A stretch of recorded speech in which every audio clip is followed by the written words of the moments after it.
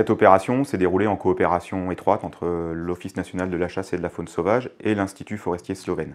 Ce sont les agents de l'Institut forestier slovène qui ont eu la charge de capturer les animaux. Les captures ont eu lieu sur des sites où les agents avaient mis en place du nourrissage depuis quelques semaines, nourrissage à base de maïs et de fruits, ce qui a permis à ce que les animaux prennent l'habitude de venir se nourrir sur ces sites-là. Donc une fois que les animaux ont été habitués à venir se nourrir sur ces sites, on a posté des équipes dont la charge était de les endormir.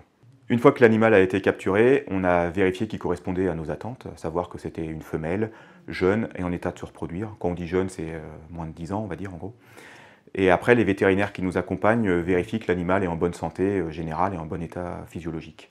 Sur ces animaux, on ne peut pas savoir si ces femelles sont pleines ou non.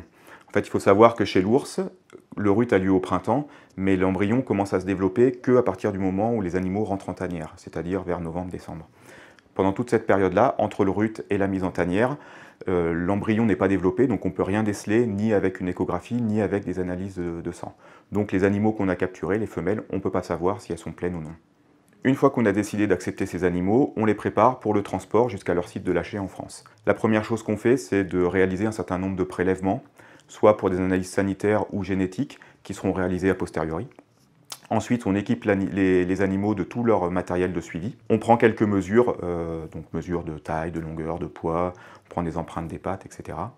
Et on les installe dans la caisse de transport qui leur servira à être acheminés jusqu'à la France.